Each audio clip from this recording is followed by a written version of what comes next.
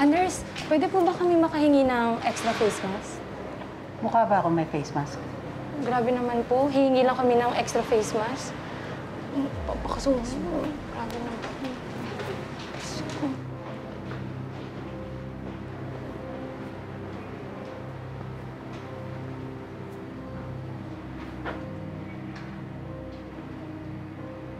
Epal kang nurse ka? Ako pa talaga kinalaban mo? Dayo ko lang naman dito. Tingnan natin kung hindi ka kuyugin mamaya ng mga tao.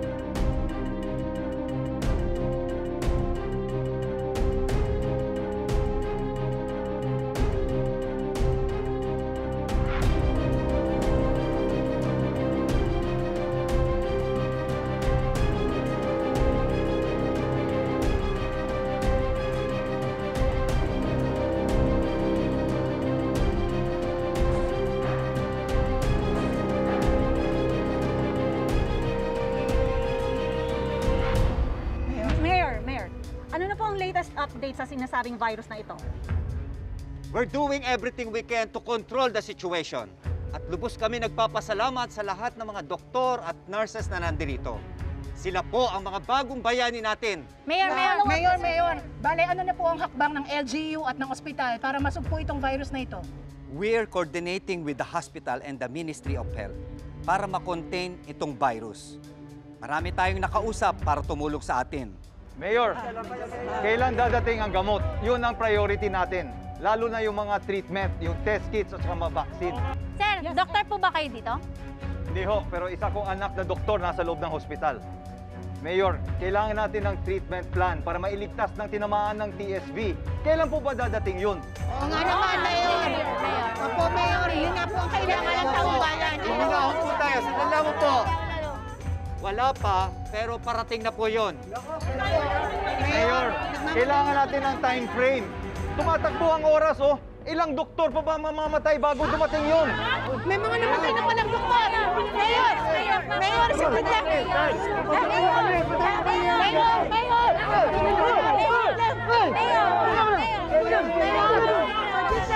Sandali po!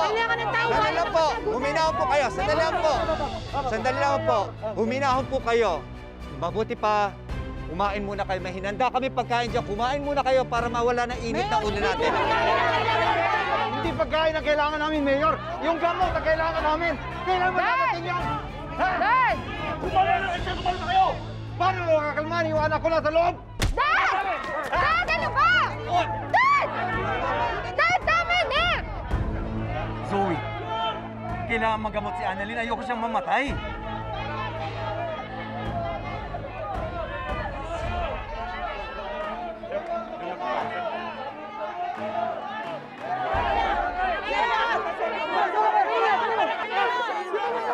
Sandali! Sandali!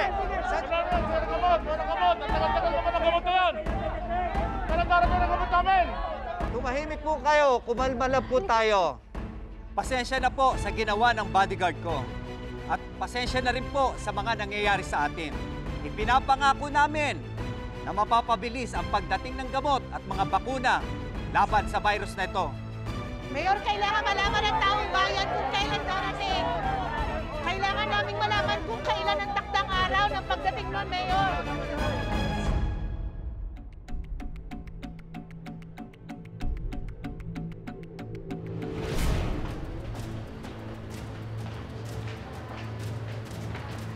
Miss Nurse, yung panyo niyo po nalaglag.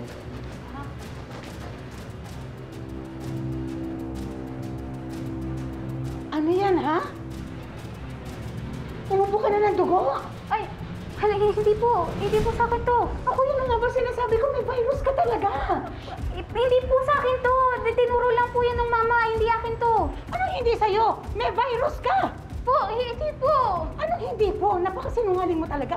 Eh, samantalang ayan na yung ebidensya, oh. Hindi po sa akin po to. Hindi po sa akin to. Hindi sa'yo. Hahawakan mo pa kami dito. Napakasinungaling mo. Hindi po sa akin to. Hindi sa akin to. Hindi Ano hindi sa'yo? Hindi sa Kailangan ka wala akong na-isolate. sakit, hindi akin Hindi! to.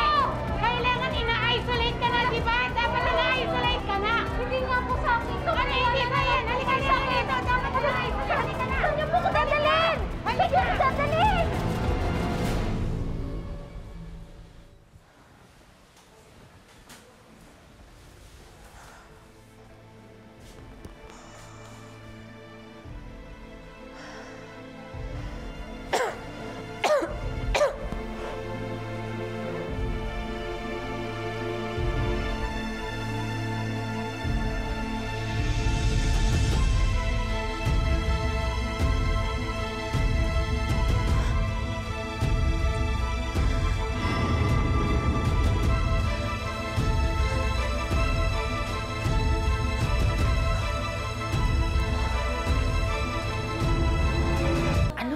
Nanuntok siya? Eh, ba't kailangan naman niya makapag-away? Mami, normal lang naman kay Daddy yun.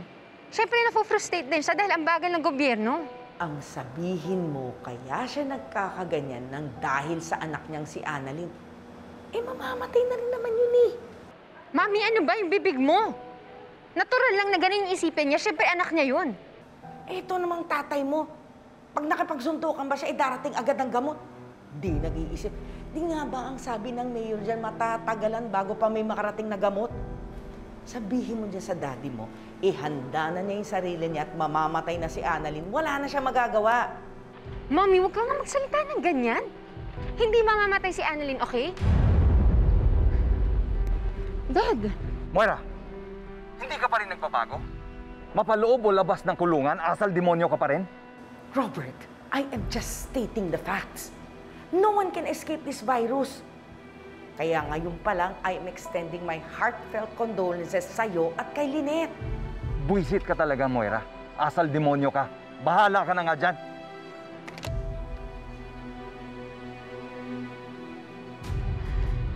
Buisit talaga yung mami mo. Ang sama ng ugali. Dad, huwag ka na magpa-epekto kay Mami. Sige na, ikaw ang talo.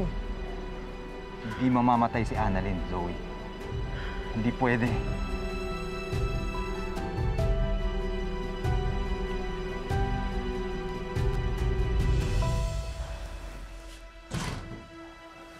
Huwag mo na itago yan. Nakita ko. Dok, ba't ganun? Ba't ang bilis? Ba't may beating agad ako? Kanina lang naman ako nahawaan ni Yula. Dok, hindi ko alam. Hindi ko sigurado. Siguro kaya na madaling mag-advance yung virus sa katawan mo dahil mababa yung immune system mo. Dahil lagi kang pagod. Lagi kang puyat sa pag-aasikaso ng mga pasyente. Di ba sabi ko naman sa'yo, magpahinga ka. Hindi mo ako sinusunod. Ano gagawin ko ngayon, Dok?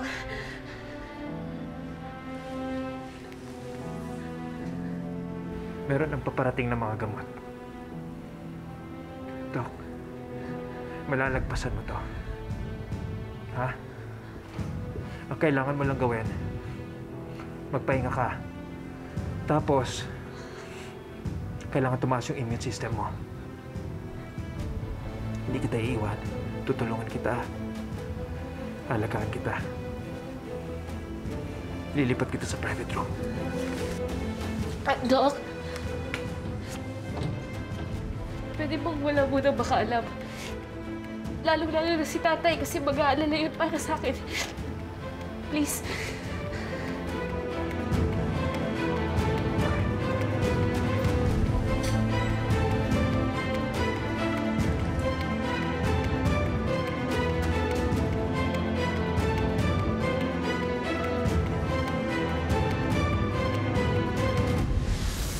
Julian, bakit mo kinukulong dito? Palabasin mo ko! Alam mo, may virus ka, di ba? Oh, kaya kailangan ka talagang i-isolate. Dad?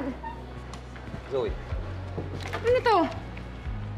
Pag-volunteer ka sa loob? malubha na yung kapatid mo. Hindi ko siya pwedeng pabayaan. Pero Dad, pag pumasok ka doon, hindi ka na makakalabas. Ma'am Giselle, si Doc RJ po, Nag-volunteer na pumasok sa loob ng Santigado Medical. Lord, sana naman po huwag niyo akong hayaang mamatay mag-isa.